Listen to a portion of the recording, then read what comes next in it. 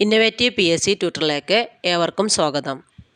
ഇന്ന് നമ്മുടെ വീഡിയോയിലൂടെ നമ്മൾ ചെയ്യാൻ ഉദ്ദേശിക്കുന്നത് 10th പ്രിലിംസ് സ്റ്റേജ് 2-ലെ 20 ക്വസ്റ്റ്യൻസും അതിൻ്റെ റിലേറ്റഡ് ഫാക്റ്റുമാണ്. വീഡിയോ ഇഷ്ടപ്പെടുകയാണെങ്കിൽ ലൈക്കും സബ്സ്ക്രൈബും ചെയ്യണേ. വീഡിയോ ഉപകാരമെന്ന് തോന്നുകയാണെങ്കിൽ നിങ്ങളുടെ ഫ്രണ്ട്സിനും കൂടെ ഷെയർ ചെയ്യാനും മറക്കല്ലേ. അപ്പം നമുക്ക് വീഡിയോയിലേക്ക് പോകാം. ഒന്നാമത്തെ ക്വസ്റ്റ്യൻ ഇതാണ്: ടൂത്ത് പേസ്റ്റിലെ പ്രധാന ഘടകമാണ്? Answer option D, titanium oxide. അടുത്ത ക്വസ്റ്റ്യൻ: അജണ്ട 21 എന്നത് എന്തിനെ കുറിക്കുന്നു?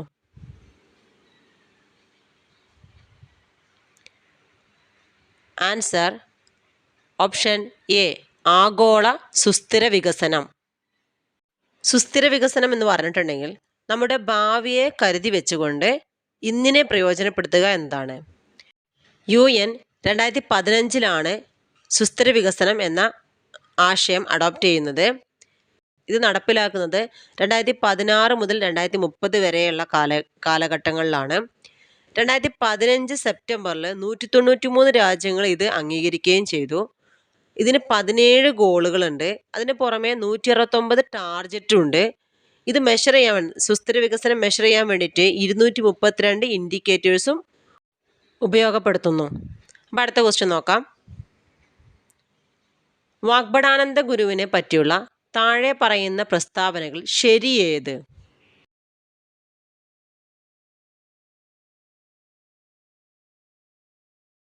ആൻസർ ഓപ്ഷൻ എ, 1, 2, 3 എന്നിവയാണ് ശരി. കണ്ണൂർ ജില്ലയിലെ പാട്യത്ത് ജനിച്ചു. 1906 തത്വപ്രകാശിക എന്ന വിദ്യാലയം സ്ഥാപിച്ചു. 1914 ശിവയോഗി വിലാസം മാസിക ആരംഭിച്ചു. 1939 ഒക്ടോബർ 29 വാഗ്ഭടാനന്ദൻ അന്തരിച്ചു. വാഗ്ഭടാനന്ദനെ കുറിച്ച് കുറച്ച് കാര്യങ്ങളും കൂടെ നമ്മൾ അറിഞ്ഞിരിക്കാം. കാവ്യ ഉപേക്ഷിച്ച് ഖദർ അണിഞ്ഞ നവോത്ഥാന നായകനാണ് വാഗ്ഭടാനന്ദൻ. വാഗ്ഭടാനന്ദൻ്റെ ബാല്യകാല നാമമായിരുന്നു കുഞ്ഞിക്കണ്ണൻ. വയലേരി കുഞ്ഞിക്കണ്ണൻ ഗുരുക്കൾക്ക് വാഗ്ഭടാനന്ദൻ എന്ന പേര് നൽകിയത് ബ്രഹ്മാനന്ദ ശിവയോഗിയാണ്. VK ഗുരുക്കൾ, ബാലഗുരു എന്നിങ്ങനെ അറിയപ്പെട്ടതും വാഗ്ഭടാനന്ദനാണ്. കോഴിക്കോട് തത്വപ്രകാശിക സംസ്കൃത പഠന കേന്ദ്രം 1906 സ്ഥാപിച്ച നവോത്ഥാന നായകനാണ് വാഗ്ഭടാനന്ദൻ. 1911 രാജയോഗാനന്ദ കൗമുദി യോഗശാല കോഴിക്കോട് സ്ഥാപിക്കുകയും ചെയ്തു. 1917 ആത്മവിദ്യാ സംഘം വാഗ്ഭടാനന്ദൻ സ്ഥാപിച്ചു.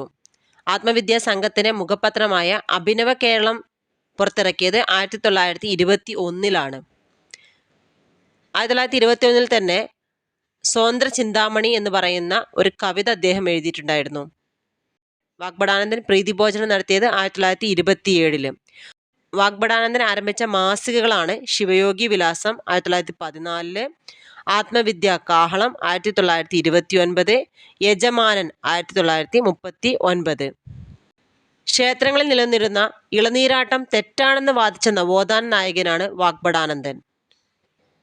ഇന്ത്യയിലെ ഏറ്റവും വലിയ ലേബർ കോൺട്രാക്ട് സൊസൈറ്റിയായ Uralungal labour contract cooperative society സ്ഥാപിച്ചത് വാഗ്ഭടാനന്ദനാണ്. അടുത്ത ക്വസ്റ്റ്യൻ: ഗുർ, ഖണ്ഡസാരി എന്നീ പദങ്ങൾ ഏത് വ്യവസായവുമായി ബന്ധപ്പെട്ടതാണ്?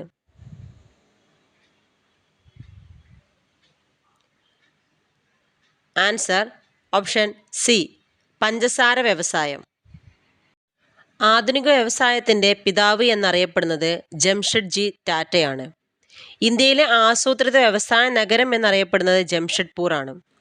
വ്യവസായ ഉൽപ്പന്നങ്ങളുടെ ഗുണമേന്മയ്ക്കുള്ള അംഗീകാരം നൽകുന്ന സ്ഥാപനമാണ് BIS, അതായത് ബ്യൂറോ ഓഫ് ഇന്ത്യൻ സ്റ്റാൻഡേർഡ്. ഇന്ത്യയിലെ ഏറ്റവും പഴയ വ്യവസായമാണ് പരുത്തി തുണി വ്യവസായം. യൂണിവേഴ്സൽ ഫൈബർ എന്നറിയപ്പെടുന്നതാണ് പരുത്തി. പരുത്തി ഉൽപ്പാദനത്തിൽ മുന്നിൽ നിൽക്കുന്ന സംസ്ഥാനമാണ് ഗുജറാത്ത്. ഏറ്റവും കൂടുതൽ പരുത്തി കയറ്റുമതി ചെയ്യുന്ന തുറമുഖമാണ് മുംബൈ. ഇന്ത്യയിൽ ഏറ്റവും കൂടുതൽ കോട്ടൺ മില്ലുകളുള്ള സംസ്ഥാനം മഹാരാഷ്ട്രയാണ്. എന്നാൽ ഏറ്റവും കൂടുതൽ തുണിത്തരങ്ങൾ കയറ്റുമതി ചെയ്യുന്ന തുറമുഖം കണ്ട്ലയാണ്. സുവർണ നാര് എന്നറിയപ്പെടുന്ന ചണമാണ്. ചണ വ്യവസായത്തിൽ മുന്നിൽ നിൽക്കുന്ന സംസ്ഥാനമാണ് പശ്ചിമ ബംഗാൾ. ഇന്ത്യയിൽ ഏറ്റവും കൂടുതൽ ചണമില്ലുകളുള്ള സംസ്ഥാനവും പശ്ചിമ ബംഗാളാണ്. ഏറ്റവും കൂടുതൽ ചണം കയറ്റുമതി അയക്കുന്ന തുറമുഖം കൊൽക്കത്തയാണ്. അതുപോലെ കരിമ്പ് ഉൽപ്പാദനത്തിലും പഞ്ചസാര ഉൽപ്പാദനത്തിലും ലോകത്തിൽ 2ാം സ്ഥാനമാണ് ഇന്ത്യക്കുള്ളത്. ഇന്ത്യയിൽ ഏറ്റവും കൂടുതൽ കരിമ്പ് ഉൽപ്പാദിപ്പിക്കുന്ന സംസ്ഥാനം ഉത്തർപ്രദേശാണ്. ഇന്ത്യയിലെ ആദ്യ രാസവള നിർമ്മാണ കേന്ദ്രമാണ് ജാർഖണ്ഡിലെ സിന്ദ്രി 1951. എന്നാൽ ഏറ്റവും അധികം രാസവളങ്ങൾ ഉൽപ്പാദിപ്പിക്കുന്ന സംസ്ഥാനം ഗുജറാത്താണ്. ഏറ്റവും അധികം രാസവളം ഉപയോഗിക്കുന്ന സംസ്ഥാനം പഞ്ചാബുമാണ്.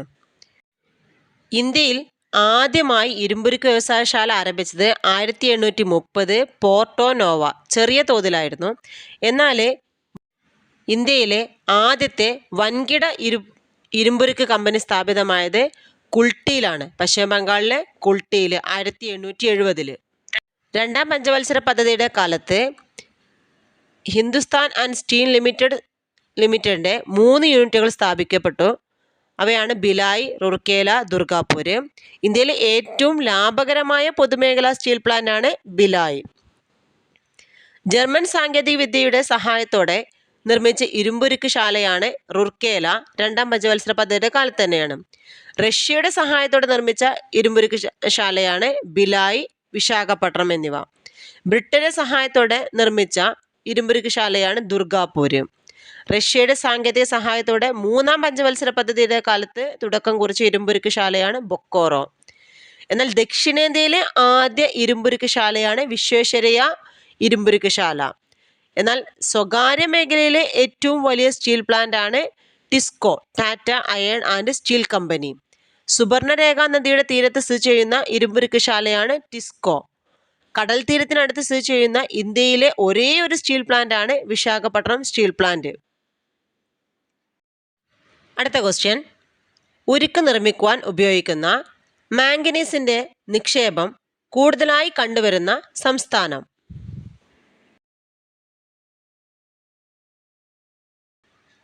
Answer option B, Madhya Pradesh.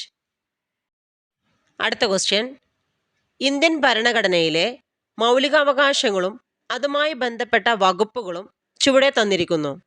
ചേരുംപടി ചേർക്കുക.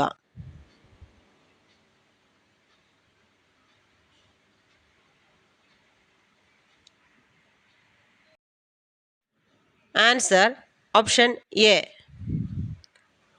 സ്വാതന്ത്ര്യത്തിനുള്ള അവകാശം 19 മുതൽ 22 വരെയുള്ള വകുപ്പുകളിലാണ്. സമത്വത്തിനുള്ള അവകാശം 14 to 18 വരെയുള്ള വകുപ്പുകളാണ്. മതസ്വാതന്ത്ര്യത്തിനുള്ള അവകാശം 25 മുതൽ 28 വരെയുള്ള വകുപ്പുകളാണ്.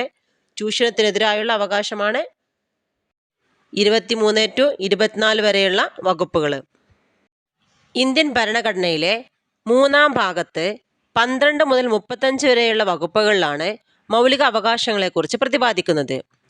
മൗലിക അവകാശങ്ങൾ ഇന്ത്യൻ ഭരണഘടന കടം കൊണ്ടിരിക്കുന്നത് USA-യിൽ നിന്നാണ്. ഇന്ത്യയുടെ മാഗ്ന കാർട്ട, ഭരണഘടനയുടെ ആണിക്കല്ല് എന്നിങ്ങനെ അറിയപ്പെടുന്നതും മൗലിക അവകാശങ്ങളാണ്. ഭരണഘടന നിലവിൽ വരുന്ന സമയത്ത് ഇന്ത്യയിൽ 7 തരത്തിലുള്ള മൗലിക അവകാശങ്ങൾ ഉണ്ടായിരുന്നു.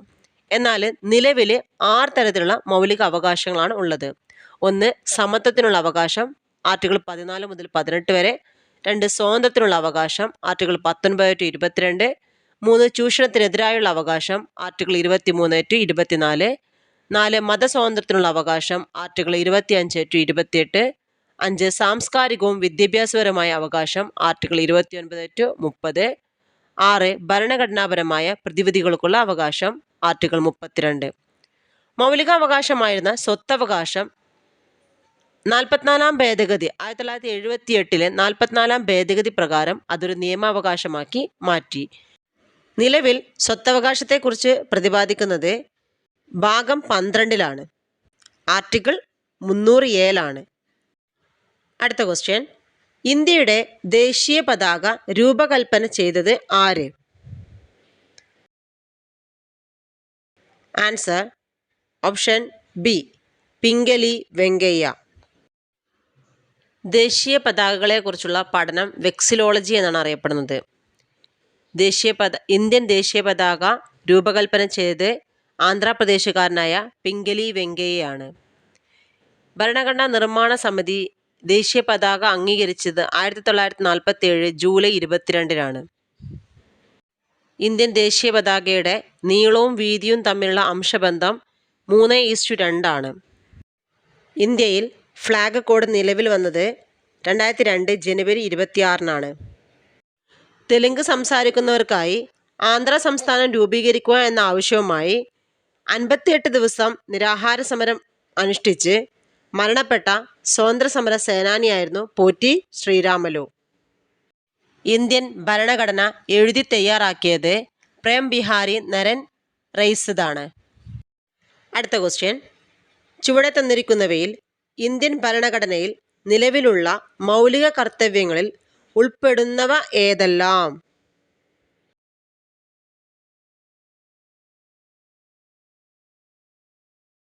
ആൻസർ ഓപ്ഷൻ ഡി, ഇവയെല്ലാം കർത്തവ്യങ്ങളാണ്.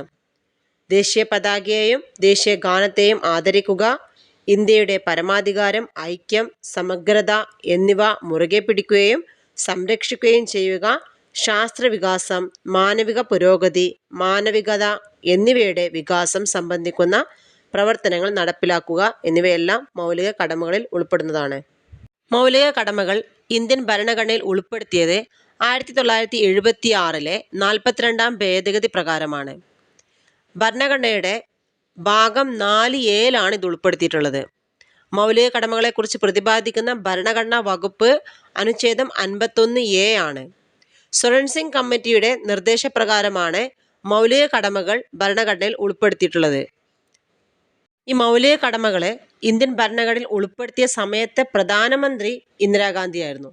മൗലിക കടമകൾ നമ്മൾ കടം കൊണ്ടിട്ടുള്ളത് റഷ്യയിൽ നിന്നാണ്. 1976 42-ാം ഭേദഗതി പ്രകാരം 10 മൗലിക കടമകളാണ് ഇന്ത്യൻ ഭരണഘടനയിൽ ഉൾപ്പെടുത്തിയത്. എന്നാൽ നിലവിൽ 11 മൗലിക കടമകളാണുള്ളത്. 11ാമത്തെ മൗലിക കടമ 2002 86-ാം ഭേദഗതി പ്രകാരമാണ് ഉൾപ്പെടുത്തിയത്. അത് പ്രകാരം 6 വയസ്സ് മുതൽ 14 വയസ്സ് വരെയുള്ള കുട്ടികൾക്ക് വിദ്യാഭ്യാസത്തിനുള്ള സാഹചര്യം ഒരുക്കേണ്ടത് രക്ഷിതാക്കളുടെ മൗലിക കടമയായി കൂട്ടിച്ചേർത്തു. അപ്പോൾ ഏതൊക്കെയാണ് മൗലിക കടമകൾ എന്ന് നമുക്കൊന്ന് നോക്കാം. ബാക്കിയുള്ള മൗലിക കടമകൾ ഏതൊക്കെയാണെന്ന്. 1. ഭരണഘടനയെ അനുസരിക്കുകയും അതിൻ്റെ ആദർശങ്ങളെയും സ്ഥാപനങ്ങളെയും ദേശീയ പതാകയെയും ദേശീയ ഗാനത്തെയും ആദരിക്കുക. 2. സ്വാതന്ത്ര്യ സമരത്തിന് ഉത്തേജനം പകർന്ന ഉന്നത ആദർശങ്ങളെ പിന്തുടരുക. 3. ഇന്ത്യയുടെ പരമാധികാരവും ഐക്യവും അഖണ്ഡതയും കാത്തുസൂക്ഷിക്കുക. 4. രാജ്യരക്ഷാ പ്രവർത്തനത്തിനും രാഷ്ട്രസേവനത്തിനും തയ്യാറാവുക. 5. മതം, ഭാഷ, പ്രദേശം, വിഭാഗം എന്നീ വൈരുദ്ധ്യങ്ങൾക്കതീതമായി എല്ലാവർക്കുമിടയിൽ സാഹോദര്യം വളർത്താൻ ശ്രമിക്കുക. സ്ത്രീകളുടെ മാന്യതയെ ഹനിക്കുന്ന പ്രവൃത്തികൾ ഉപേക്ഷിക്കുക. 6. ഇന്ത്യയുടെ മഹത്തായ സാംസ്കാരിക പൈതൃകത്തെ ബഹുമാനിക്കുക. 7. പരിസ്ഥിതി സംരക്ഷിക്കുകയും മെച്ചപ്പെടുത്തുകയും ചെയ്യുക. ജീവികളോട് അനുകമ്പ പുലർത്തുക. 8. ശാസ്ത്രീയ വീക്ഷണവും മാനവികതയും അന്വേഷണാത്മകതയും വികസിപ്പിക്കുക. 9. പൊതുസ്വത്ത് സംരക്ഷിക്കുക, അക്രമം ഉപേക്ഷിക്കുക. 10. എല്ലാ മണ്ഡലങ്ങളിലും മികവ് കാട്ടി ഔന്നത്യത്തിൻ്റെ പാതയിൽ മുന്നേറാൻ സഹായിക്കുക. 11. 6 വയസ്സിനും 14 വയസ്സിനും ഇടയിലുള്ള തങ്ങളുടെ കുട്ടികൾക്ക് വിദ്യാഭ്യാസത്തിനുള്ള സാഹചര്യം ഒരുക്കുക. ഇവയാണ് 11 മൗലിക കടമകൾ. അപ്പോൾ ഒന്നും കൂടെ ഒന്ന് കേട്ടിട്ട് പോവുക. ഇനിയും വരാം. അടുത്ത ക്വസ്റ്റ്യൻ, ദേശീയ മനുഷ്യാവകാശ കമ്മീഷൻ ചെയർമാനെ നിയമിക്കുന്നത് ആര്?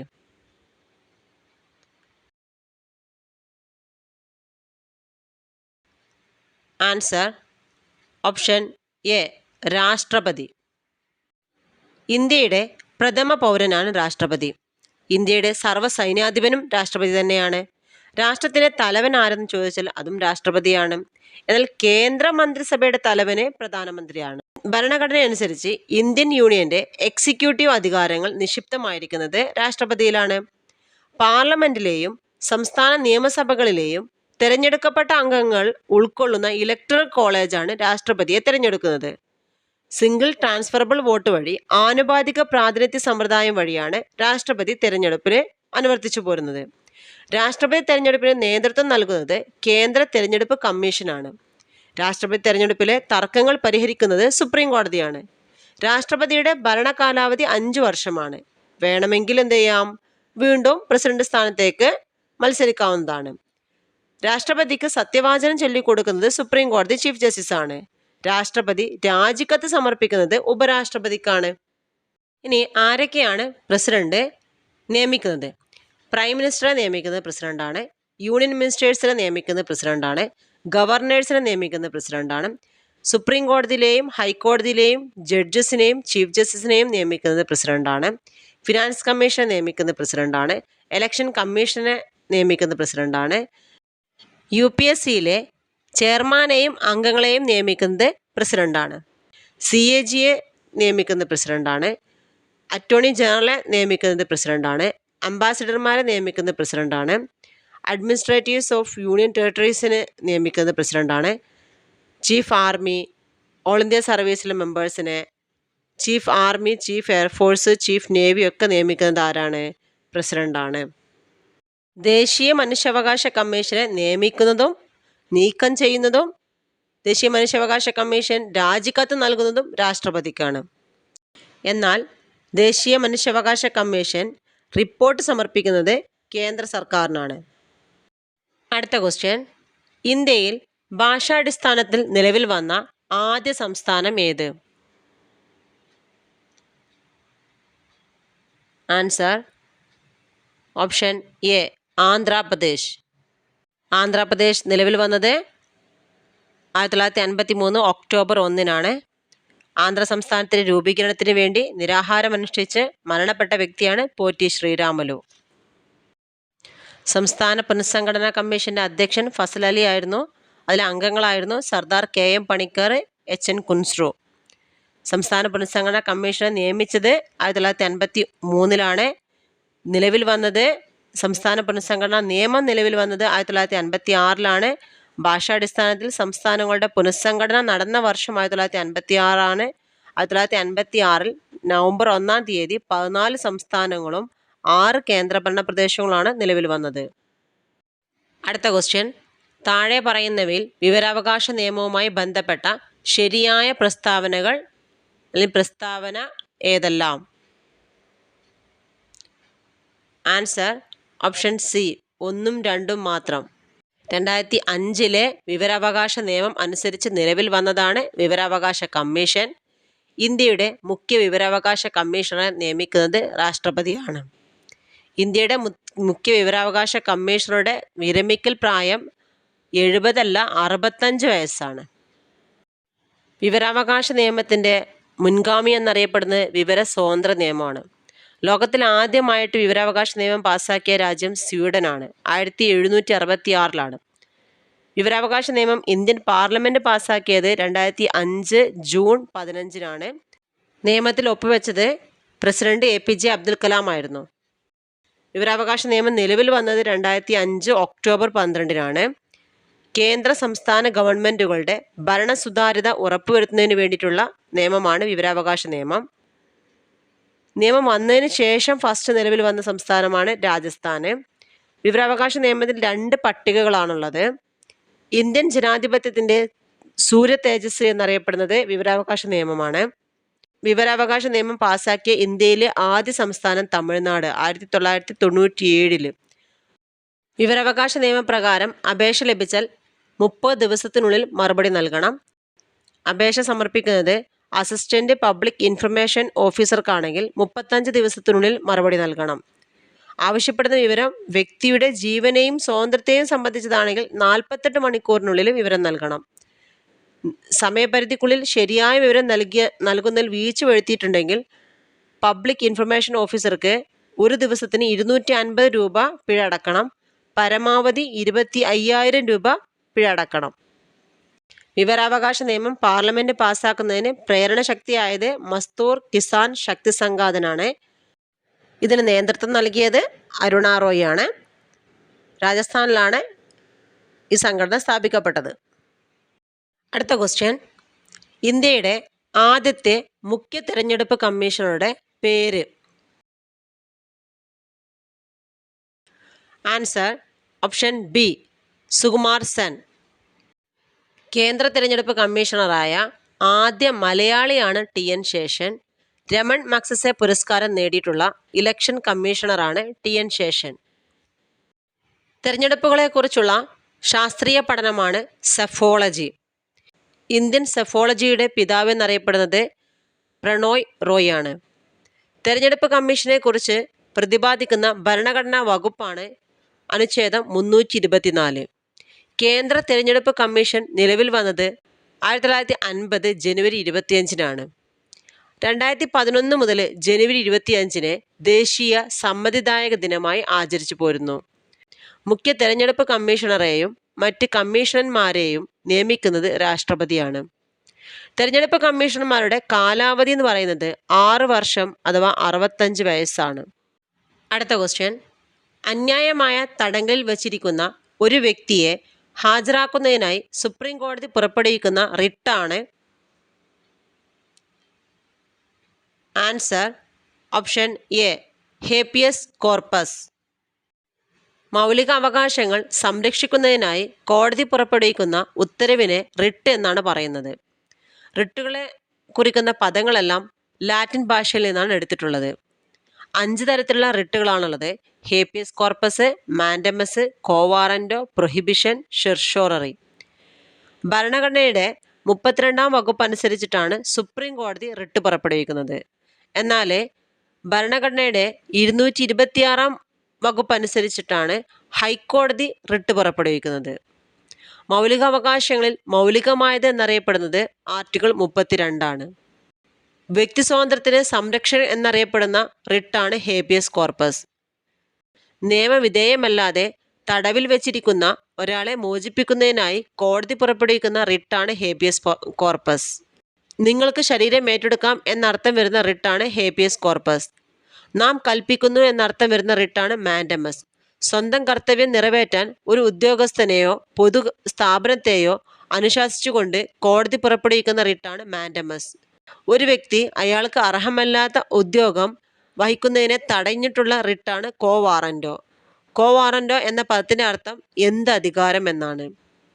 ഒരു കീഴ്ക്കോടതി അതിൻ്റെ അധികാര പരിധി ലംഘിക്കുകയോ സ്വാഭാവിക നീതി നിയമങ്ങൾക്കെതിരായി പ്രവർത്തിക്കുകയോ ചെയ്യുന്നതിനെ പ്രാഥമികമായി തടയുന്ന റിട്ടാണ് പ്രൊഹിബിഷൻ. നിയമവിരുദ്ധവും നീതിരഹിതവുമായ വിചാരണ തടയാൻ പുറപ്പെടുവിക്കുന്ന റിട്ടാണ് പ്രൊഹിബിഷൻ. ഒരു കേസ് കീഴ്ക്കോടതിയിൽ നിന്നും മേൽക്കോടതിയിലേക്ക് മാറ്റാൻ ഉത്തരവിടുന്ന റിട്ടാണ് ഷെർഷോററി. അടുത്ത ക്വസ്റ്റ്യൻ, ഇന്ത്യയുടെ ദേശീയ ഗീതമായ വന്ദേ മാതരം ഏത് കൃതിയിൽ നിന്നും എടുത്തിട്ടുള്ളതാണ്? Answer option B Anandamath. Anandamath എന്ന നോവൽ എഴുതിയത് ബങ്കിം ചന്ദ്ര ചാറ്റർജിയാണ്. ബംഗാളിലെ കർഷകർ നടത്തിയ സന്യാസി കലാപം പ്രമേയമാക്കി രചിച്ച നോവലാണ് ആനന്ദമഠം. ഈ ആനന്ദമഠത്തിൽ നിന്നാണ് വന്ദേ മാതരം എന്ന ഗാനം എടുത്തിട്ടുള്ളത്. അടുത്ത ക്വസ്റ്റ്യൻ, കേരളത്തിലെ ഏറ്റവും വലിയ കായൽ? ആൻസർ ഓപ്ഷൻ ഡി വേമ്പനാട്ട് കായൽ. കായലുകളുടെ നാട്, ലഗൂണുകളുടെ നാട് എന്നിങ്ങനെ അറിയപ്പെടുന്നത് കേരളമാണ്. കേരളത്തിലെ കായലുകളുടെ എണ്ണം 34. കേരളത്തിലെ ഏറ്റവും വലിയ കായലാണ് വേമ്പനാട്ട് കായൽ.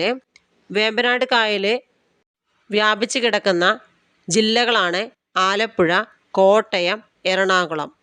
നെഹ്റു ട്രോഫി വള്ളംകളി നടക്കുന്ന കായലാണ് പുന്നമടക്കായൽ. കേരളത്തിലെ ഏറ്റവും വലിയ 2ാമത്തെ കായലാണ് അഷ്ടമുടിക്കായൽ. അടുത്ത ക്വസ്റ്റ്യൻ, കേരളത്തിൻ്റെ സംസ്ഥാന ചിത്രശലഭം? Answer option B Buddhamayuri.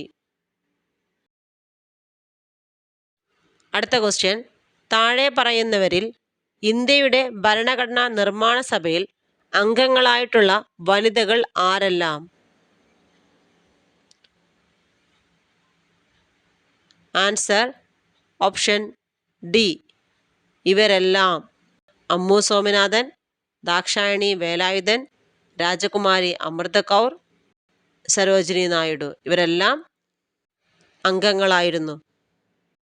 അടുത്ത ക്വസ്റ്റ്യൻ, 2024 പാരീസ് ഒളിമ്പിക്സ് ഹോക്കിയിൽ വെങ്കലം നേടിയ ടീമിലെ മലയാളി താരം? Answer option D PR Sreejesh. അടുത്ത ക്വസ്റ്റ്യൻ, കേരളത്തിലെ നദികളിൽ കിഴക്കോട്ടൊഴുകുന്ന നദി ഏത്?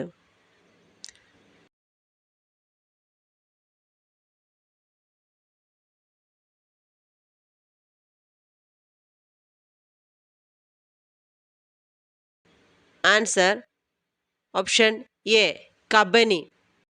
കേരളത്തിൽ 44 നദികളുണ്ട്.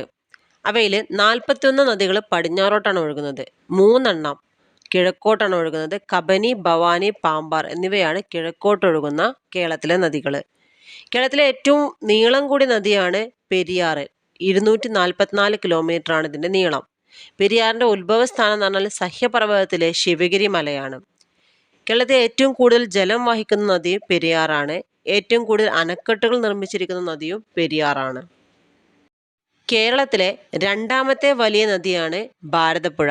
209 കിലോമീറ്ററാണ് ഇതിൻ്റെ നീളം. ഭാരതപ്പുഴയുടെ ഉത്ഭവസ്ഥാനം ആനമലയിൽ നിന്നാണ്. ഭാരതപ്പുഴ ഒഴുകുന്ന ജില്ലകളാണ് തൃശ്ശൂർ, പാലക്കാട്, മലപ്പുറം ജില്ലകൾ. ഭാരതപ്പുഴയുടെ പ്രധാന പോഷക നദികളാണ് ഗായത്രിപ്പുഴ, കണ്ണാടിപ്പുഴ, കൽപ്പാത്തിപ്പുഴ, തൂതപ്പുഴ എന്നിവ. കേരളത്തിലെ മൂന്നാമത്തെ നീളം കൂടിയ നദിയാണ് പമ്പാ നദി. 176 കിലോമീറ്ററാണ് പമ്പയുടെ നീളം. പമ്പയുടെ ദാനം എന്നറിയപ്പെടുന്നത് കുട്ടനാടാണ്. പമ്പാ നദി പതിക്കുന്നത് വേമ്പനാട്ട് കായലിലാണ്. പെരുന്തേനരുവി വെള്ളച്ചാട്ടം സ്ഥിതി ചെയ്യുന്ന നദി പമ്പാ നദിയാണ്. ആറന്മുള, ഉത്രട്ടാതി വള്ളംകളി നടക്കുന്നത് പമ്പാ നദിയിലാണ്. ചമ്പംകുളം മൂലം വള്ളംകളി നടക്കുന്നതും പമ്പാ നദിയിലാണ്. രാജീവ് ഗാന്ധി ട്രോഫി വള്ളംകളി നടക്കുന്നതും പമ്പാ നദിയിലാണ്. തിരുവിതാംകൂറിൻ്റെ ജീവനാഡി എന്നും ദക്ഷിണ ഭാഗീരഥി എന്നൊക്കെ അറിയപ്പെടുന്നത് പമ്പയാണ്. പ്രാചീന കാലത്ത് ബാരിസ് എന്നറിയപ്പെടുന്ന നദിയും പമ്പയാണ്. അടുത്ത ക്വസ്റ്റ്യൻ, ഏത് കലാരൂപത്തിൽ നിന്നാണ് കഥകളി ഉണ്ടായിട്ടുള്ളത്? Answer option C Ramanattam. അടുത്ത ക്വസ്റ്റ്യൻ, കേരളത്തിൻ്റെ വടക്കേ അറ്റത്തുള്ള നദി? ആൻസർ ഓപ്ഷൻ ഡി മഞ്ചേശ്വരം പുഴ.